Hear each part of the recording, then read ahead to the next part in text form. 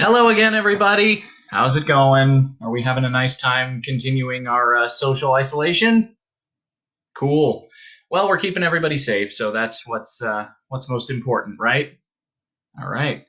So, I figured that last night went pretty well, and Dune's a pretty long book, so I figured may as well keep going with it. People seem to enjoy it who read it or listened to it rather last night.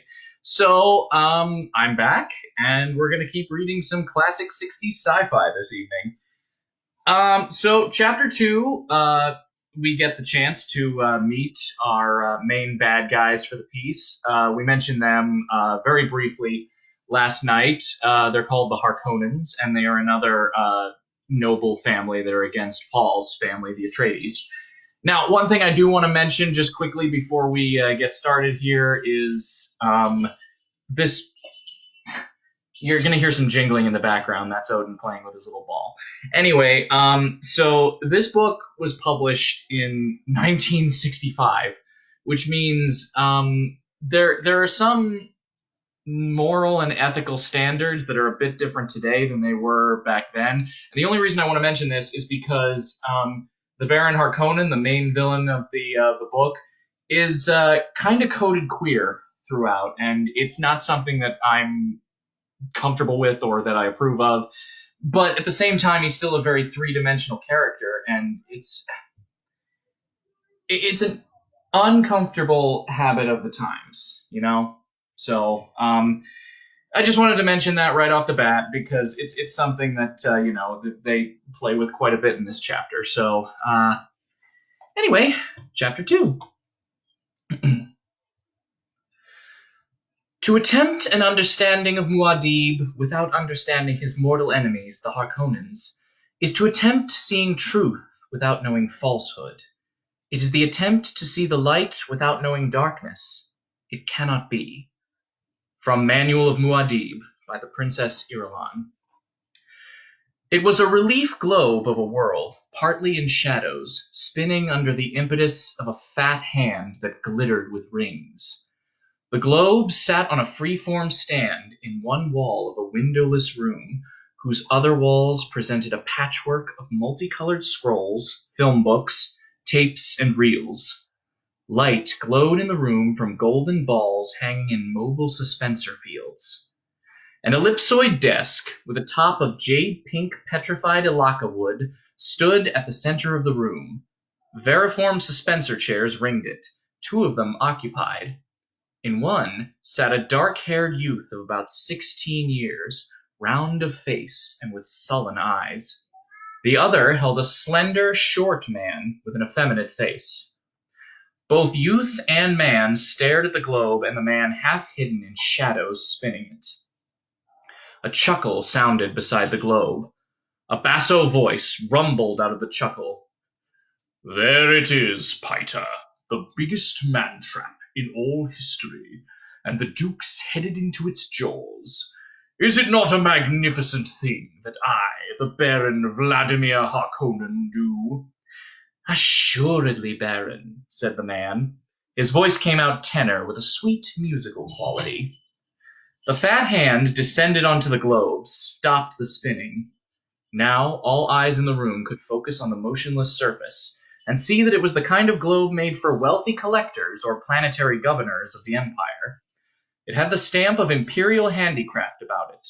Latitude and longitude lines were laid in with hair-fine platinum wire. The polar caps were insets of finest cloud milk diamonds. The fat hand moved, tracing details on the surface. "I invite you to observe," the basso voice rumbled. "Observe closely, Piter, and you too, Feyd-Rautha, my darling. From 60 degrees north to 70 degrees south, these exquisite ripples. Their coloring, does it not remind you of sweet caramels? And nowhere do you see blue of lakes or rivers or seas, and these lovely polar caps so small. Could anyone mistake this place? Arrakis! Truly unique. A superb setting for an unique victory." A smile touched Piter's lips. And to think, Baron, the Padishah Emperor believes he's given the Duke your spice planet. How poignant. That's a nonsensical statement, the Baron rumbled. You say this to confuse young Feyd-Rautha, but it is not necessary to confuse my nephew. The sullen-faced youth stirred in his chair, smoothed a wrinkle in the black leotards he wore. He sat upright as a discreet tapping sounded at the door in the wall behind him. Piter unfolded from his chair, crossed to the door, cracked it wide enough to accept a message cylinder. He closed the door, unrolled the cylinder, and scanned it. A chuckle sounded from him. Another. Well? The Baron demanded. The fool answered us, Baron! Whenever did an Atreides refuse the opportunity for a gesture? The Baron asked. Well, what does he say? He's most uncouth, Baron. Addresses you as Harkonnen. No sire, chère cousine, no title, nothing. It's a good name, the Baron growled, and his voice betrayed his impatience. What does dear Leto say? He says, your offer of a meeting is refused. I have oft-times met your treachery, and this all men know. And? The Baron asked. He says, the art of Canley still has admirers in the Empire. He signs it Duke Leto of Arrakis. Piter began to laugh. Of Arrakis! Oh my, this is almost too rich. Be silent, Piter, the Baron said, and the laughter stopped as though shut off with a switch. Canley, is it? The Baron asked. Vendetta. And he uses the nice old word, so rich in tradition. To be sure, I know he means it. You made the peace gesture, Piter said. The forms have been obeyed. For a mentat, you talk too much, Piter, the Baron said, and he thought, I must do away with that one soon. He has almost outlived his usefulness. The Baron stared across the room at his mentat assassin, seeing the feature about him that most people noticed first. The eyes, the shaded slits of blue within blue, the eyes without any white in them at all. A grin flashed across Piter's face. It was like a masked grimace beneath those eyes like holes. But, Baron, never has revenge been more beautiful. It is to see a plan of the most exquisite treachery. To make Leto exchange Caladan for Dune, and without alternative because the Emperor orders it. How waggish of you! In a cold voice, the Baron said, You have a flux of the mouth, Piter. But I am happy, my Baron, whereas you are touched by jealousy. Piter! Ah, Baron, is it not regrettable you were unable to devise this delicious scheme by yourself? Someday I will have you strangled, Piter. Of a certainty, Baron, but a kind act is never lost, eh? Have you been chewing verite or semuta, Piter? Truth without fear surprises the Baron, Piter said. His face drew down into a caricature of a frowning mask. Aha! But you see, Baron, I know as a mentat when you will send the executioner.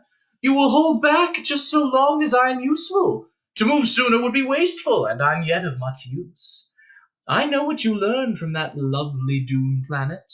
Waste not. True, Baron? The Baron continued to stare at Piter. Feyd-Rautha squirmed in his chair. These wrangling fools, he thought. My uncle cannot talk to his mentat without arguing.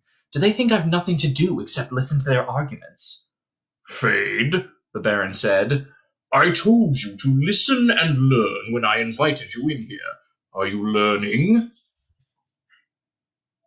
Yes, uncle. The voice was carefully subservient. Sometimes I wonder about Piter, the Baron said. I cause pain out of necessity, but I swear he takes a positive delight in it. For myself, I can feel pity toward the poor Duke Leto. Dr. Yue will move against him soon, and that'll be the end of all the Atreides. But surely Leto will know whose hand directed the pliant doctor, and knowing that will be a terrible thing. Then why haven't you directed the doctor to slip a knife between his ribs quickly and efficiently? Piter asked. You talk of pity, but The Duke must know when I encompass his doom, the Baron said, and the other great houses must learn of it. The knowledge will give them pause. I'll gain a bit more room to maneuver. The necessity is obvious, but I don't have to like it. room to maneuver, Piter sneered. Already you have the Emperor's eyes on you, Baron. You move too boldly.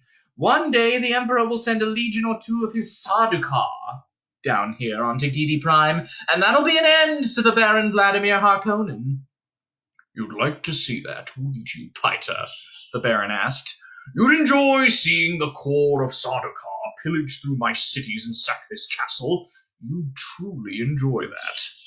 Does the Baron need to ask? Piter whispered. You should have been a Bashar of the core, the Baron said. You're too interested in blood and pain. Perhaps I was too quick with my promise of the spoils of Arrakis. Piter took 5 curiously mincing steps into the room, stopped directly behind Feyd-Rautha. There was a tight air of tension in the room, and the youth looked up at Piter with a worried frown. Do not toy with Piter, Baron, Piter said. You promised me the Lady Jessica. You promised her to me. For what, Piter? The Baron asked. For pain? Piter stared at him, dragging out the silence. Feyd-Rautha moved his suspensor chair to one side, said, Uncle, do I have to stay? You said you'd... My darling Feyd-Rautha grows impatient, the Baron said. He moved within the shadows beside the globe. Patience, Feyd. And he turned his attention back to the Mentat. What of the Dukeling, the child Paul, my dear Piter? The trap will bring him to you, Baron, Piter muttered. That's not my question, the Baron said. You'll recall that you predicted the Bene Gesserit witch would bear a daughter to the Duke. You were wrong, eh, Mentat? I'm not often wrong, Baron, Piter said, and for the first time there was fear in his voice. Give me that, I'm not often wrong. And you know yourself these Bene Gesserits bear mostly daughters. Even the Emperor's consort had only produced females. Uncle, said Feyd-Rautha, you said there'd be something important here for me to... Listen to my nephew, the Baron said. He aspires to rule my barony, yet he cannot rule himself. The Baron stirred beside the globe, a shadow among shadows. Well then, Feyd-Rautha Harkonnen, I summoned you here hoping to teach you a bit of wisdom. Have you observed our good Mentat? You should have learned something from this exchange. But, Uncle... A most efficient Mentat, Piter. Wouldn't you say, Feyd? Yes, but... Ah, indeed, but he consumes too much spice, eats it like candy. Look at his eyes, he might have come directly from the Arakeen labor pool. Efficient, Piter, but he's still emotional and prone to passionate outbursts. Efficient, Piter, but he can still err. Piter spoke in a low, sullen tone. Did you call me in here to impair my efficiency with criticism, Baron? Impair your efficiency? You know me better than that, Piter. I wish only for my nephew to understand the limitations of a Mentat.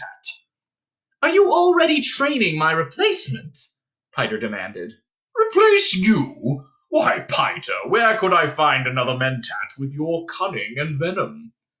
The same place you found me, Baron. Perhaps I should at that, the Baron mused. You do seem a bit unstable lately, and all the spice you eat.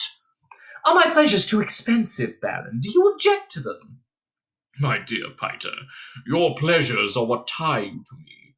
How could I object to that? I merely wish my nephew to observe this about you. Then I'm on display, Piter said. Shall I dance? Shall I perform my various functions for the eminent Feyd-Rautha? Precisely, the Baron said. You are on display. Now be silent. He glanced at Feyd-Rautha, noting his nephew's lips, the full and pouting look of them, the Harkonnen genetic marker, now twisted slightly in amusement. This is a Mentat, Feyd. It has been trained and conditioned to perform certain duties. The fact that it's encased in a human body, however, must not be overlooked. A serious drawback, that. I sometimes think the ancients with their thinking machines had the right idea. They were toys compared to me, Piter snarled. You yourself, Baron, could outperform those machines. Perhaps, the Baron said. Oh well. He took a deep breath, belched. Now, Piter, outline for my nephew the salient features of our campaign against the House of Atreides. Function as a mentat for us, if you please. Baron, I've warned you not to trust one so young with this information. My observations of— I'll be the judge of this, the Baron said. I give you an order, mentat. Perform one of your various functions. So be it, Piter said. He straightened, assuming an odd attitude of dignity, as though it were another mask, but this time clothing his entire body. In a few days' standard, the entire household of the Duke Leto will embark on a spacing guild liner for Arrakis. The guild will deposit them at the city of Arrakeen rather than at our city of Carthag. The Duke's mentat, Thufi Hawat, will have concluded rightly that Arrakeen is easier to defend. Listen carefully, Fade, the Baron said. Observe the plans within plans within plans. Feyd-Rautha nodded, thinking, this is more like it. The old monster is letting me in on secret things at last. He must really mean for me to be his heir. There are several tangential possibilities, Piter said. I indicate that House Atreides will go to Arrakis. We must not, however, ignore the possibility the Duke is contracted with the Guild to remove him to a place of safety outside the system. Others in like circumstances have become renegade houses, taking family atomics and shields and fleeing beyond the Imperium. The Duke's too proud a man for that, the Baron said. It is a possibility. The ultimate effect for us would be the same, however. No, it would not, the Baron growled. I must have him dead and his line ended. That's the high probability, Piter said. There are certain preparations that indicate when a house is going renegade. The Duke appears to be doing none of these things. So, the Baron sighed, get on with it, Piter. At Arrakeen, Piter said, the Duke and his family will occupy the residency, lately the home of Count and Lady Fenring. The ambassador to the smugglers, the Baron chuckled. Ambassador to what?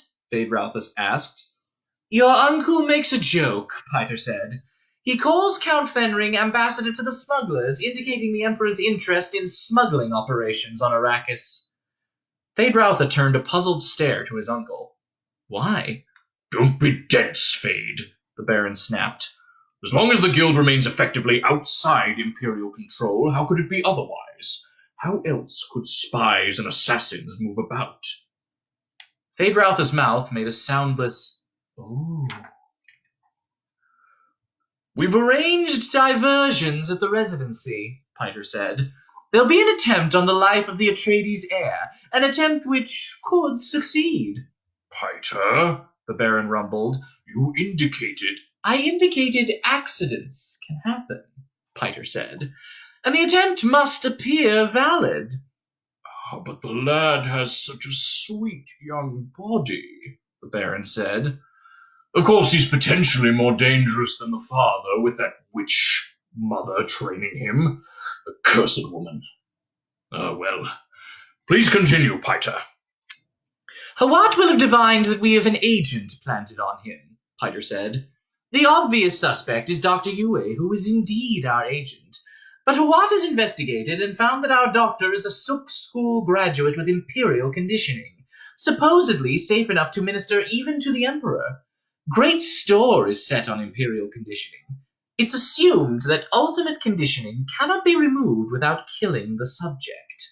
However, as someone once observed, given the right lever, you can move a planet. We found the lever that moved the doctor. How? Feyd-Rautha asked. He found this a fascinating subject. Everyone knew you couldn't subvert Imperial conditioning. Another time, the Baron said. Continue, Piter. In place of Yue, Piter said, we'll drag a most interesting suspect across Hawat's path. The very audacity of this suspect will recommend her to Howard's attention. Her? Feyd-Rautha asked. The Lady Jessica herself, the Baron said. Is it not sublime? Piter asked. What's mind will be so filled with this prospect it will impair his function as a mentat. He may even try to kill her. Piter frowned, then, but I don't think he'll be able to carry it off. You don't want him to, eh? The Baron asked. Don't distract me, Piter said.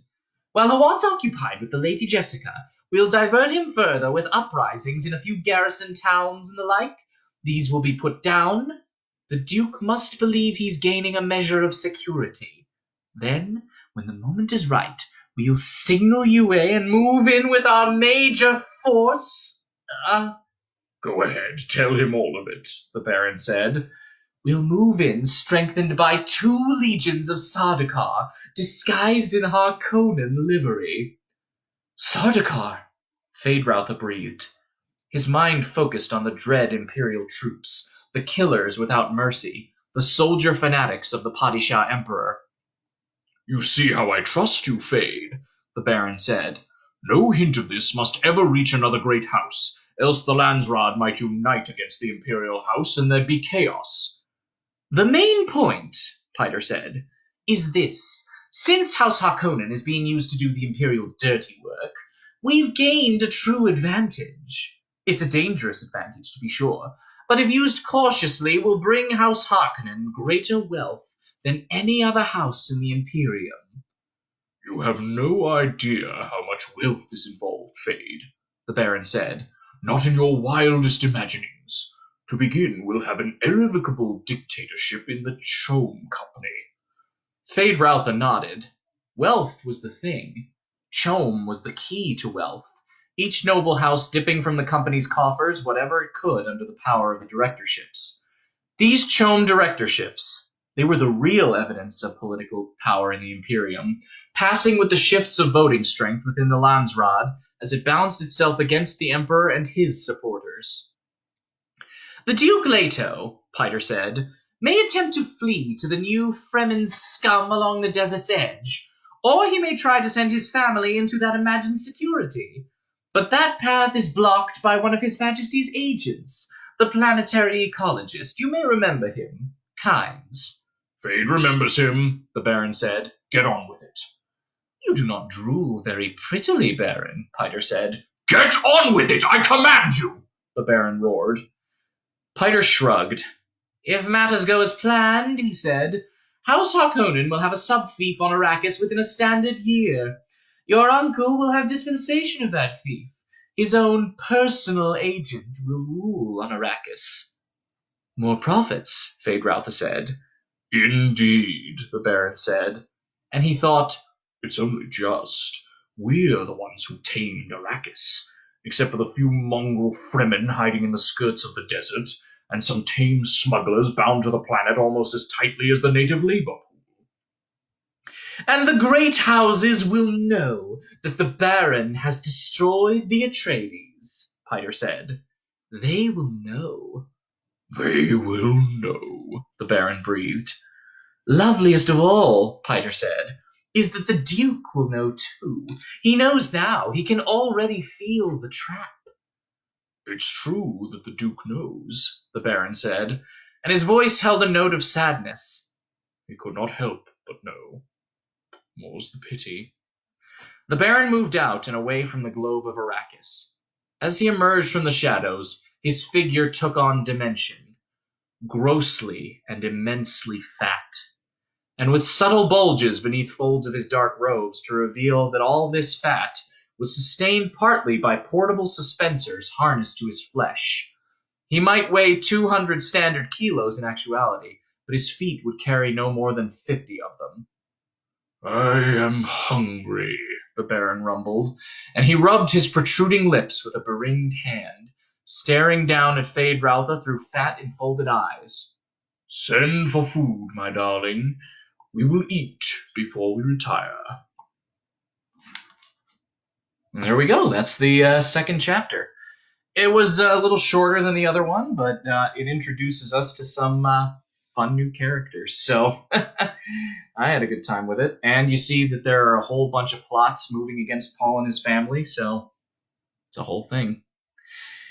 So, I think that's going to be it for me tonight, just because these chapters tend to get.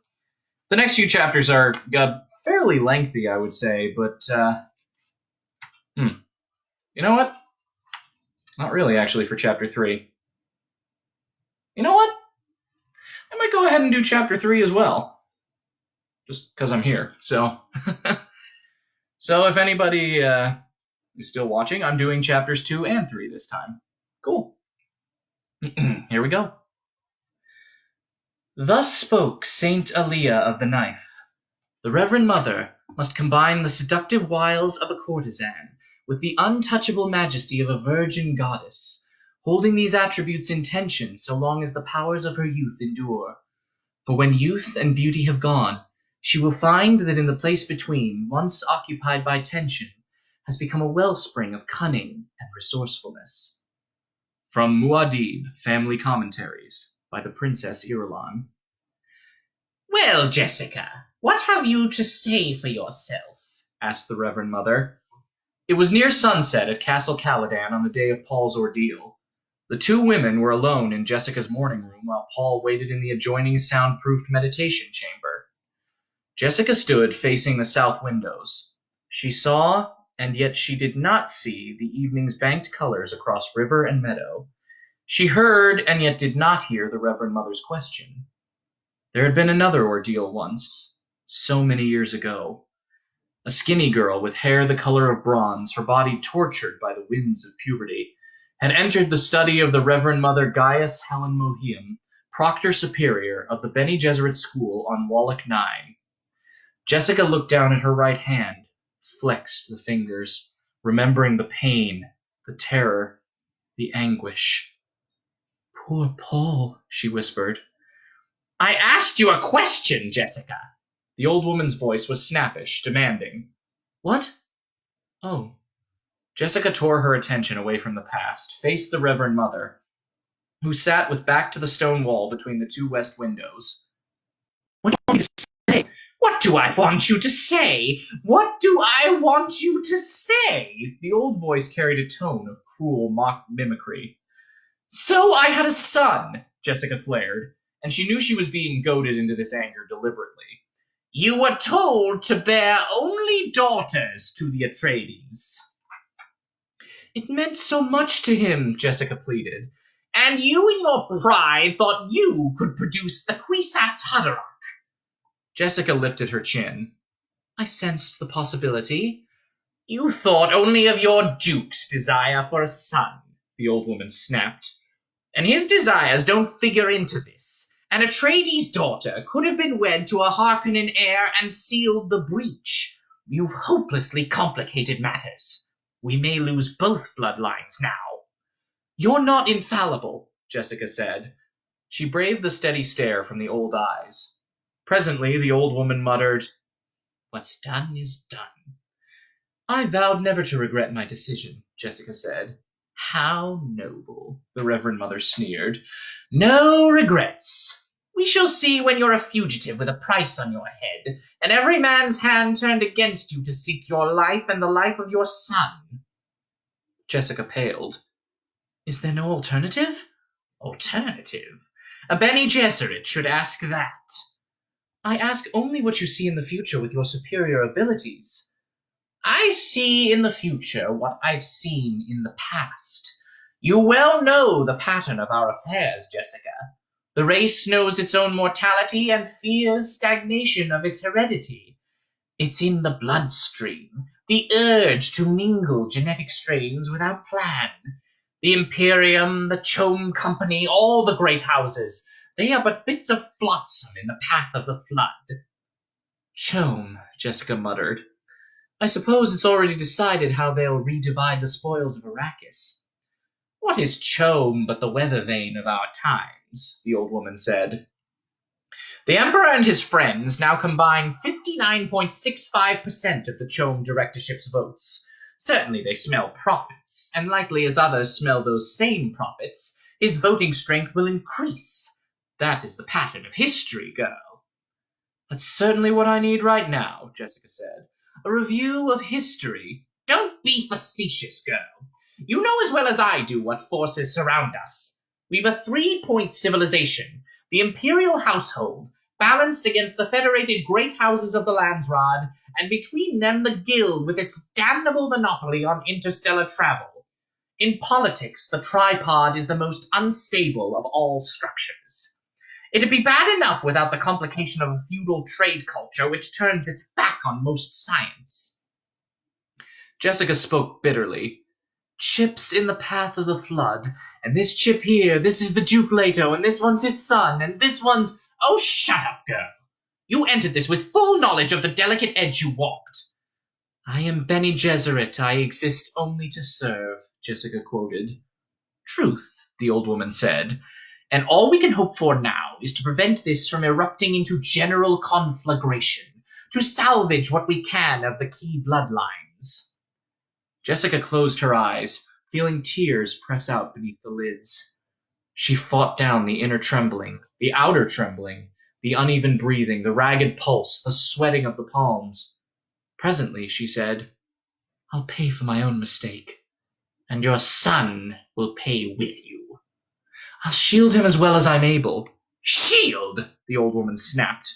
You know well the weakness there. Shield your son too much, Jessica, and he'll not grow strong enough to fulfill any destiny. Jessica turned away, looked out the window at the gathering darkness. Is it really that terrible, this planet of Arrakis? Bad enough, but not all bad.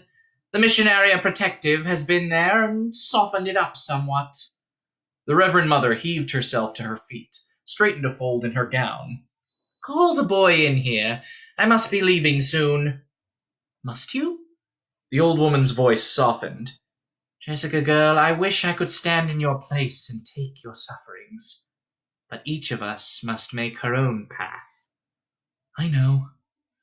You're as dear to me as any of my own daughters, but I cannot let that interfere with duty. I understand the necessity. What you did, Jessica, and why you did it, we both know. But kindness forces me to tell you that there's little chance your lad will be the Bene Gesserit totality. You mustn't let yourself hope too much. Jessica shook tears from the corners of her eyes. It was an angry gesture. You make me feel like a little girl again, reciting my first lesson. She forced the words out. Humans must never submit to animals. A dry sob shook her. In a low voice she said, I've been so lonely.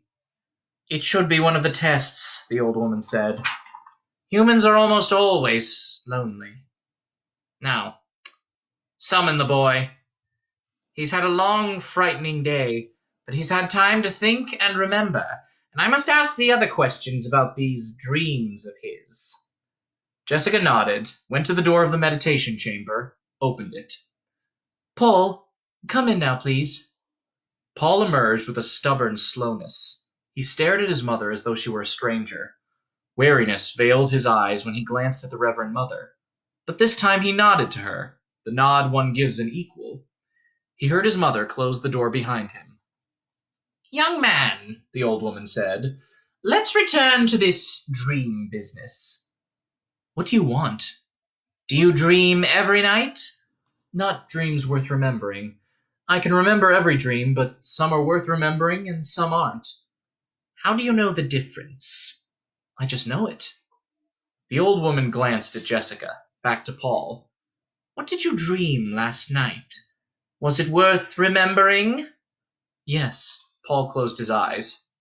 I dreamed a cavern, and water, and a girl there, very skinny with big eyes. Her eyes are all blue, no whites in them. I talk to her, and I tell her about you, about seeing the Reverend Mother on Caladan. Paul opened his eyes. And the thing you tell this strange girl about seeing me, did it happen today? Paul thought about this, then...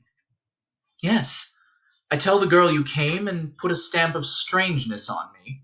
Stamp of strangeness? The old woman breathed, and again she shot a glance at Jessica, returned her attention to Paul. Tell me truly now, Paul. Do you often have dreams of things that happen afterward exactly as you dreamed them? Yes, and I've dreamed about that girl before. Oh? You know her? I will know her. Tell me about her. Again, Paul closed his eyes. We're in a little place in some rocks where it's sheltered. It's almost night, but it's hot, and I can see patches of sand out of an opening in the rocks. We're waiting for something, for me to go meet some people. And she's frightened, but trying to hide it from me, and I'm excited. And she says, "Tell me about the waters of your homeworld, Usul." Paul opened his eyes. Isn't that strange? My homeworld's Caladan. I've never even heard of a planet called Usul. Is there more to this dream? Jessica prompted. Yes, but maybe she was calling me Usul, Paul said. I just thought of that. Again he closed his eyes. She asks me to tell her about the waters, and I take her hand, and I say I'll tell her a poem.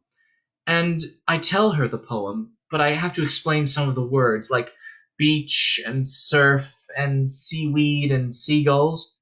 What poem? The Reverend Mother asked. Paul opened his eyes.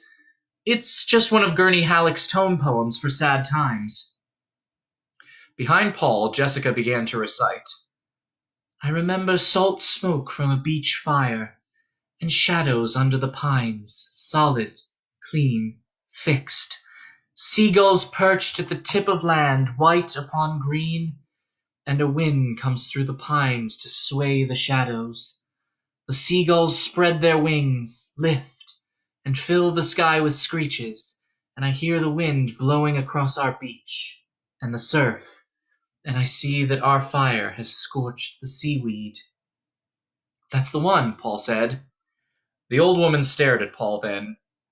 Young man, as a proctor of the Bene Gesserit, I seek the Kwisatz Haderach, the male who truly can become one of us. Your mother sees this possibility in you, but she sees with the eyes of a mother. Possibility, I see it too, but no more. She fell silent, and Paul saw that she wanted him to speak. He waited her out. Presently she said, As you will, then.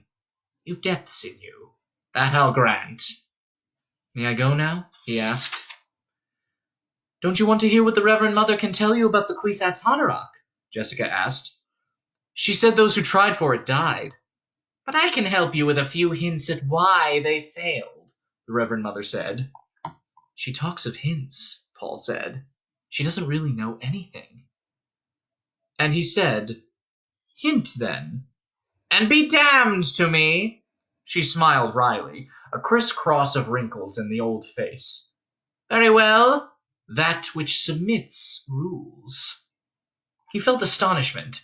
She was talking about such elementary things as tension without meaning. Did she think his mother had taught him nothing at all? That's a hint? He asked. We're not here to bandy words or quibble over their meaning, the old woman said. The willow submits to the wind and prospers until one day it is many willows, a wall against the wind. This is the willow's purpose. Paul stared at her. She said purpose and felt the word buffet him, reinfecting him with terrible purpose. He experienced a sudden anger at her, fatuous old witch with her mouth full of platitudes. You think I could be this Kwisatz Haderach, he said. You talk about me, but you haven't said one thing about what we can do to help my father. I've heard you talking to my mother. You talk as though my father were dead. Well, he isn't. If there were a thing to be done for him, we'd have done it, the old woman growled. We may be able to salvage you. Doubtful, but possible. But for your father, nothing. When you've learned to accept that as a fact, you've learned a real Bene Gesserit lesson. Paul saw how the words shook his mother. He glared at the old woman. How could she say such a thing about his father? What made her so sure? His mind seethed with resentment. The Reverend Mother looked at Jessica. You've been training him in the way. I've seen signs of it. I'd have done the same in your shoes, and devil take the rules. Jessica nodded. Now I caution you, said the old woman, to ignore the regular order of training. His own safety requires the voice. He already has a good start in it, but we both know how much more he needs, and that desperately. She stepped close to Paul, stared down at him. Goodbye, young human. I hope you make it. But if you don't, well, we shall yet succeed. Once more she looked at Jessica. A flicker sign of understanding passed between them. Then the old woman swept from the room, her robes hissing, with not another backward glance. The room and its occupants already were shut from her thoughts. But Jessica had caught one glimpse of the Reverend Mother's face as she turned away. There had been tears on the seamed cheeks. The tears were more unnerving than any other word or sign that had passed between them this day. And there we go. That was chapter 3. So we got done more than I thought we would tonight. And I hope you guys are enjoying it. I know that I am. I really enjoy sharing it with you guys out there. And plus, I mean, if the movie theaters ever reopen, there's a movie coming out for this, so maybe this is a good way for everybody to review in case they want to see the movie. Either way, it's a good time, and it's just nice to share something constructive during all this that's going on. So that's kind of why I'm going to keep doing this. It'll probably be around the same time every night, say 8 o'clock, unless I'm doing something else. Probably, I don't know about weekends yet. We'll see. But yeah, it'll be I'm gonna keep going for the foreseeable future. All right. So if you enjoyed this, then please keep tuning in. I'd love to keep going with this. So that's it for me tonight. And everybody, stay safe, stay healthy, and be okay out there. All right. Okay. We will see you next time. Bye-bye.